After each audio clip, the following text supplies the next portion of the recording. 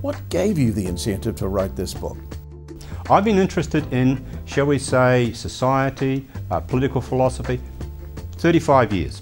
If I have a fundamental to my whole social belief, I believe that every spirit, every human spirit that's born into this world has a right to fulfill itself. That really is quite a passion of mine. I come from a relatively modest background. My father was a coal miner. I think a lot of people feel, well, I call them disengaged. They feel serf-like. Why? What's the link between an organization and the individual? What exactly is the link? Then from there, what's the link between the organization and the economy? And what's the link between the economy and the community? Does the organization serve the community, or does the community serve the organization? Well, I actually think the organization should serve the community. What can people do?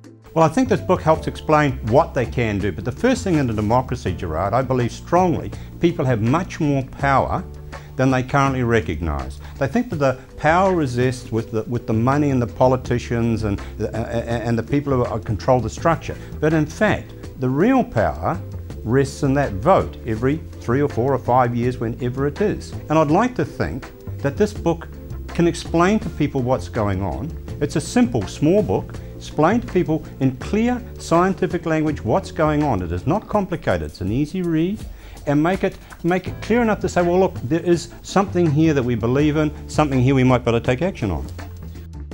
If enough people together call for change, can they make it happen? We know that in the modern world, with the diversity of communication channels and the diversity of thinking, it's not easy to get a movement going. It's just plain not.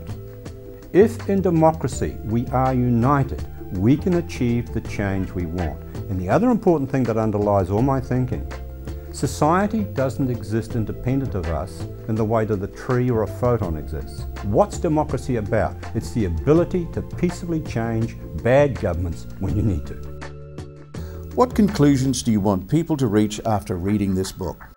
I offer a solution, a movement toward a change in thinking. We change our thinking, we change our behaviour, we tell people, enough people change their thinking, politicians take account, and with luck and hope we can make society change and it will be better. My concern is that my society that I live in is better for my great-grandchildren. This is Graham Little, Building Community, Wealth and Health.